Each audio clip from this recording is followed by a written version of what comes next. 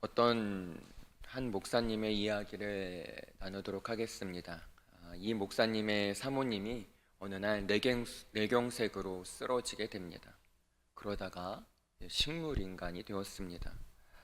그런데 이 가정에는 이 목사님에게는 또 아이가 셋이나 있습니다. 결국 목사님 혼자 아이 셋을 키우고 이 사무되는 아내분 병수발까지 거기다가 목회까지 해야 합니다. 이게 얼마나 힘들까요? 그렇게 고생하며 지내던 어느 추운 겨울 새벽, 이 아내를 업고 예배당에 갔습니다. 강대상 위에 전기 장판을 피고 거기에 아내를 눕힌 뒤 이 목사님은 목소리를 높여 기도하다가 울며 기도하다 이를 반복합니다. 한 몇 시간쯤 지났을까요? 기도하다가 문득 전기 타는 냄새가 나는 겁니다.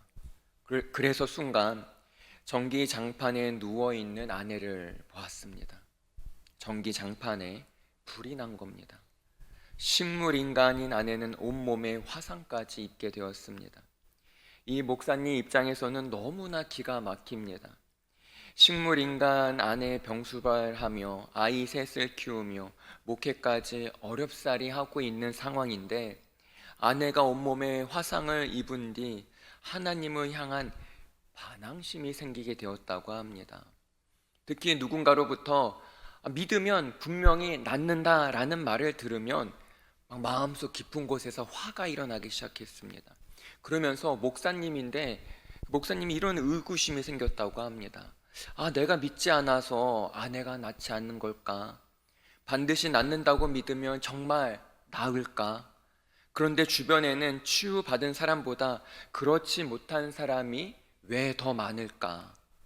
치유받은 사람은 믿음이 좋아서 나은 거고 그렇지 못한 사람은 믿음이 약해서일까? 여러분, 고난당하는 사람은 영적으로 예민해질 수밖에 없습니다. 매 순간 하나님을 의식하고 의문을 품기도 합니다. 그냥 믿습니다, 믿습니다 라는 고백만으로는 앞으로 나아갈 수 없습니다. 자신이 겪고 있는 상황이 너무나 불합리해 보이기 때문에 하나님을 의심하게 됩니다. 하나님에 대한 회의를 품지 않는 상태를 소위 좋은 믿음이라고 말합니다. 그러면 믿음의 반대말이 뭘까요? 믿음의 반대말. 의심이 아니라 불신앙입니다. 그렇다면 불신앙이란 무엇일까요? 바로 불순종입니다. 믿음은 신뢰, 이해, 순종을 총괄하는 말입니다. 의심은 믿음이 성장하는 과정에 속할 뿐입니다. 하지만 불신앙은요, 무관심이에요. 하나님을 믿고 안 믿고가 아니라 하나님에 대해 무관심한 것, 그것이 불신앙입니다. 그렇다면 진짜 믿음이란 무엇일까요? 오늘 이 시간 진짜 믿음에 대해 함께 우리가 생각하고 나누기 원합니다. 오늘 본문 1절에 보면요, 예수님이 가버나움에 들어가셨다고 합니다. 이 가버나움 우리가 많이 들어봤죠? 가버나움은 어떤 동네일까요? 마태복음 11장을 보면은 가버나움의 영적 상태를 이렇게 얘기합니다. 소돔보다 끔찍한 곳으로. 여러분, 구약의 창세기에 이제 소돔이라는 도시가 나오는데 이 소돔이라는 도시가 얼마나 악한 도시인지 모릅니다. 창세기에서 이 소돔을 완전히 성적으로 타락한 도시로 말합니다. 그래서 유황불의 심판을 받고 결국 그 도시는 잿더미로 사라지게 됩니다. 그런데 가버나움이 소돔보다 더 악한 도시라고 말합니다. 이것으로 보아 예수님이 오늘 본문에 들어간 이 가버나움이 얼마나 죄로 범벅되었는지 짐작할 수 있습니다. 그만큼 가버나움 사람들은 아주 완악한 사람입니다. 우리는 오늘 이 시간 그렇게 완악한 가버나움에 살고 있는 한 사람, 진짜 믿음이 무엇인지 보여줄 한 백부장을 만나게 됩니다. 오늘 본문 1절에 이렇게 말합니다. 예수께서 모든 말씀을 백성에게 들려주시기를 마치신 후에 가버나움으로 들어가시니라. 그렇게도 끔찍한 가버나움 도시로, 소돔보다 더한 곳, 온갖 범죄가 발생하는 그곳으로 예수님이 들어가십니다. 그곳에서 한 백부장을 만납니다. 2절을 보면 어떤 백부장의 사랑하는 종이 병들어 죽게 되었더니 라고 합니다. 여기서 이 사랑하는 이라는 말을 어떤 부류는 동성 간의 이상한 사랑으로 오해하는 경우도 있습니다. 이 본문을 가지고, 이 2절을 가지고 동성 간의 사랑을 예수님이 인정했다고 주장하기도 합니다. 그러나 이것은 잘못된 해석입니다. 여기서 사랑하는 이라는 말은 헬라어로 엔티모스입니다. 엔티모스. 이것은 인간애를 표현합니다. 쉽게 말해 내가 무척이나 아끼고 소중히 여기는 사람이라는 거죠. 즉 백부장이 너무나도 아끼는 종이 병들어서 죽을 지경이 된 겁니다. 그래서 3절에 이렇게 말합니다. 예수의 무엇을 듣고 소문을 듣고 유대인 장로 몇 사람을 예수께 보내어 오셔서 그 종을 구해 주시기를 청한치라. 자, 무엇을 들었다고 합니까? 소문을 듣고. 여러분, 믿음은 어디에서 나오는지 알아요? 로마서 10장 17절에 그러므로 믿음은 들음에서 나며 들음은 그리스도의 말씀으로 말미암았느니라 이렇게 말합니다. 믿음은 들음에서 납니다. 이 백부장은 예수님에 대한 소문을 분명히 들었을 겁니다. 그런데 한번 생각해 보면 좋겠어요. 소문을 한 번만 듣고 예수님께 도움을 구하고 그분에 대한 믿음이 생겼을까요? 물론 그럴 수도 있겠죠. 그러나 보편적으로 여러 번에 걸쳐서 예수님에 대한 말씀을 듣고 그 소문을 듣고 믿음을 키웠을 겁니다. 그래서 백부장은 예수님이 오신다는 소식을 듣고 유대인 장로 몇 명을 예수님에게 보냅니다. 그런데 여기에 이상한 점이 있습니다. 백부장은요, 유대인이 아니에요. 로마 사람이에요. 로마가 유대인을 감시하고 통치하며 다스립니다. 그러기에 로마 사람과 유대인의 관계는 좋을 수 없습니다.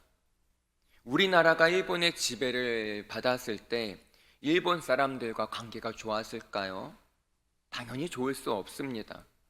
거기다가 백부장은 직업이 군인이에요. 로마 군인. 로마 군인이 유대 땅에서 무슨 일을 할까요?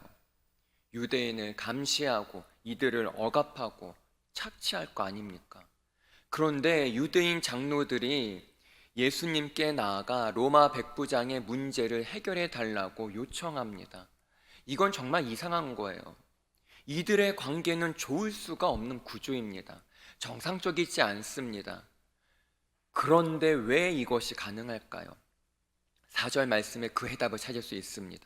이에 그들이 예수께 나와 간절히 구하여 이르되 이 일을 하시는 것이 이 사람에게는 뭐한지라? 합당하니이다. 합당하다, 영어로 worthy입니다. 합당한 자격이 있는, 이 일을 백부장에게 해주시는 것은 합당한 가치가 있는 것입니다 라고 얘기합니다. 그 이유가 무엇일까요? 5절에서 말합니다. 그가 우리 민족을 사랑하고 또한 우리를 위하여 무엇을 지었다고 하나요? 회당을 지었나이다. 여기에 백부장이 가진 세 가지 믿음의 색깔이 드러납니다. 첫 번째, 인간에 대한 태도, 사랑입니다. 믿음이 제대로 들어간 사람에게는 자연스러운 열매가 맺게 됩니다. 저 사람이 믿음이 올바른지의 척도는 무엇을 통해 알 수 있을까요? 한번 옆 사람 볼까요? 옆 사람의 믿음이 올바르게 성장되어 있습니까? 그것이 눈에 보입니까? 잘 안 보입니다. 그런데 알 수 있는 한 가지 방법이 있어요. 바로 그 사람이 사람을 대하는 태도를 보면 알 수 있습니다. 아무리 기도를 오랜 시간 하고 성경을 다 줄줄이 외우고 있어도, 대단한 직분을 가지고 있어도 사람을 함부로 대하고 무시하고 험한 말을 내뱉는다면 미안하지만 이 사람은 종교 생활하는 겁니다. 참된 신앙 생활에는, 진짜 믿음에는 그에 맞는 열매가 맺게 됩니다. 그에 맞는 언어와 행실이 드러나게 됩니다. 바로 사랑이 드러나게 됩니다. 그리고 두 번째, 이 백부장이 아까 무엇을 지었다고 했나요? 회당. 5절에 보면 우리를 위하여 회당을 지었나이다. 유대 민족을 위해 회당을 지었습니다. 그런데 여러분, 회당을 짓는데 뭐 한두 푼 들까요? 이 예배당 짓는데 한두 푼 들까요? 그런데 오늘 본문에서 이 사람은요, 로마 장교입니다. 나라도 다릅니다. 단순히 유대 민족을 사랑해서 회당을 짓는다는 게 쉬울까요? 회당을 짓는다는 게 어떤 의미일까요? 이 사람 마음속에, 이 로마 백부장 마음속에 믿음이 있다는 겁니다. 보통 우리는 힘들어하는 사람이나 누군가의 어떤 딱한 소식을 들으면 어떻게 반응합니까? 아이고, 불쌍하다. 아유, 힘내. 내가 기도할게. 괜찮아. 잘 될 거야. 이렇게 말로만 끝내는 경우가 대부분입니다. 하지만 백부장은 어떻게 했나요? 믿음을 행동으로 보였습니다. 그렇습니다. 여러분, 진짜 믿음은요, 입술로만 하지 않습니다. 입으로만 때우지 않습니다. 반드시 그에 걸맞는 행함이 따릅니다. 야고보서 2장 26절에서 이렇게 말합니다. 영혼 없는 몸이 죽은 것 같이 행함이 없는 믿음은 죽은 것이니라. 백부장은 유대민족을 단순히 불쌍하게만 여기지 않았습니다. 행함으로 그가 할 수 있는 모든 것을 다했습니다. 그래서 결국 무엇을 했나요? 유대민족을 위해 회당을 지었습니다. 끝으로 세 번째입니다. 예수님께서 유대 장로들의 얘기를 듣고 가시겠다고 합니다. 그러자 이 백부장이 어떻게 합니까? 오시지 말라고 합니다. 이게 도대체 무슨 이유일까요? 6절입니다. 예수께서 함께 가실새 이에 그 집이 멀지 아니하여 백부장이 벗들을 보내어 이르되 주여 수고하시지 마옵소서 내 집에 들어오심을 나는 감당하지 못하겠나이다. 이 백부장은 이미 무엇을 이해하고 있습니까? 예수님의 말씀의 권능을 이해했고 그 말씀을 믿었습니다. 이런 거예요. 저 예수라는 분은 오시지 않아도 말씀만으로 다 하실 수 있다. 이건 정말 대단한 믿음입니다. 어떻게 이러한 믿음을 가질 수 있을까요? 이 사람의 직업이 무엇이라고요? 백부장입니다. 군인이에요. 자, 군인은 뭐에 죽고 뭐에 삽니까? 명령입니다. 명령 한마디에 죽고 사는 것입니다. 군인은 명령하면 바로 움직입니다. 이해 안 합니다. 땅 파라면 팝니다. 다음날 다시 메꾸라면 메꿉니다. 이해하지 않고 그냥 그 명령대로 살아갑니다. 백부장은 이 질서의 원리를 이해했을 뿐만 아니라 이것을 영적인 원리로 받아들였습니다. 자, 7절 8절 말씀입니다. 그러므로 내가 주께 나아가기도 감당하지 못할 줄 알았나이다. 무엇만 하사? 말씀만 하사 내 아이는 낫게 하소서. 8절입니다. 나도 남의 수하에 든 사람이요. 이 사람의 상관이 누구인가요? 황제입니다. 황제의 명령이면 목숨 걸고 싸우는데 참된 왕이신 예수께서 명령하시면 만물의 어떤 것도 복종치 않는 것이 있겠습니까? 세 번째, 말씀을 신뢰했습니다. 그래서 이어서 뭐라고 하네요? 내 아래 병사가 있으니 이더러 가라 하면 가고 저더러 오라 하면 오고 내 정도로 이것을 하라 하면 하나이다. 오늘 나는 백부장의 믿음 세 가지 색깔을 다시 정리하겠습니다. 첫 번째, 인간에 대한 태도, 사랑입니다. 이 사람이 진짜 믿음을 소유했는지 사람을 대하는 태도를 보며 알 수 있습니다. 기도 몇 시간 하고 성경 정말 꿰뚫고 그것들이 믿음의 척도 기준이 될 수는 없습니다. 물론 기도와 말씀 중요합니다. 많이 기도하고 말씀을 많이 묵상하는 거 정말 중요합니다. 그러나 이것을 신앙생활의 전부로 여겨서 기도와 말씀 외에 어떠한 일이나 사람을 대하는 것에 있어서 무관심하고 함부로 한다면 그것이 어찌 진짜 믿음이 될 수 있겠습니까? 두 번째, 배당을 지었습니다. 첫 번째와 비슷한 맥락입니다. 진짜 믿음은 입으로 때우지 않습니다. 행함으로 드러납니다. 행함이 없는 믿음은 뭐다? 죽은 것이다. 마지막 세 번째, 이 백부장은 말씀을 신뢰했습니다. 백부장은 이성적으로 판단하지 않았습니다.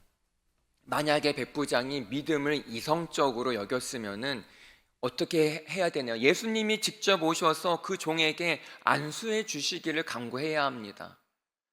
그러나 그렇게 하지 않습니다. 뭐라고 합니까? 말씀만 하사 낫게 하소서. 주님, 오실 필요 없습니다. 말씀만 해주세요. 분명히 나을 줄 믿습니다.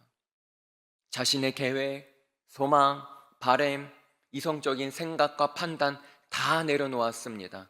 오직 주님의 말씀만 의지했고 주님의 말씀만 신뢰했습니다. 말씀을 나의 생각과 계획보다 앞세웠습니다. 예수님께서 그러한 백부장을 보시고 뭐라 하시나요? 9절 말씀입니다. 예수께서 들으시고 그를 놀랍게 여겨 돌이키사 따르는 무리에게 이르시되 내가 너희에게 이르노니 이스라엘 중에서도 어떠한 믿음이래요? 이만한 믿음은 만나보지 못하였노라 하시더라. 아멘. 사랑하는 든든한 교회 청년 여러분, 예수님을 감동시키는 청년이 되길 소망합니다. 예수님이 여러분의 믿음을 보시고 야, 너 정말 대단한 믿음이다. 너 같은 믿음을 가진 청년 10명만 있으면 좋겠다. 이 말을 듣길 소망합니다. 혹시 여러분 가운데 요즘 믿음이 떨어진 청년이 있습니까? 요즘에 신앙생활에 어려움을 느끼는 사람이 있습니까? 그런데 여러분 어떤가요? 솔직히 해답은 각자 자신의 머릿속에 있습니다. 어떻게 내가 신앙생활 해야 되는지 알지만 그게 잘 안 됩니다. 그렇다면 오늘 이 시간부터 새롭게 마음 먹고 다시 시작하길 바랍니다.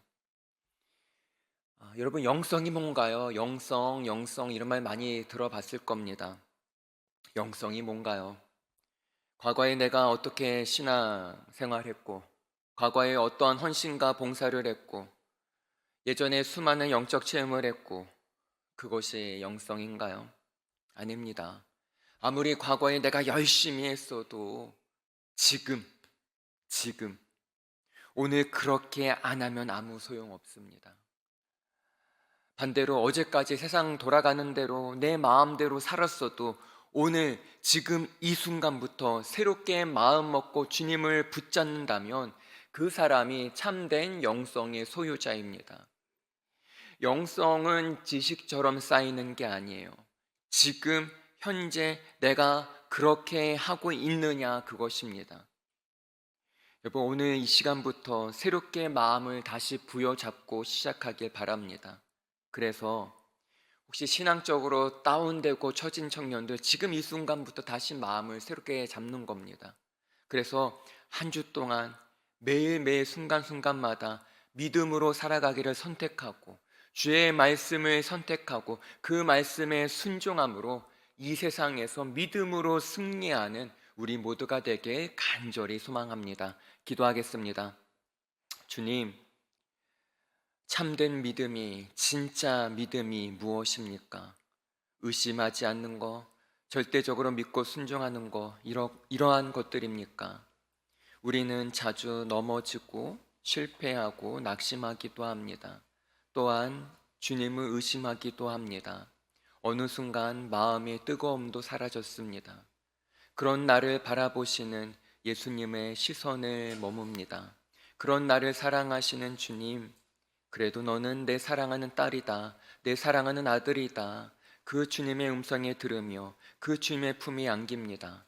주님의 품에 안겨 믿음이 회복되고 다시 날아오르기 원합니다. 주님, 우리에게 믿음을 더하여 주시옵소서. 감사합니다. 예수의 그리스도의 이름으로 기도합나이다. 아멘.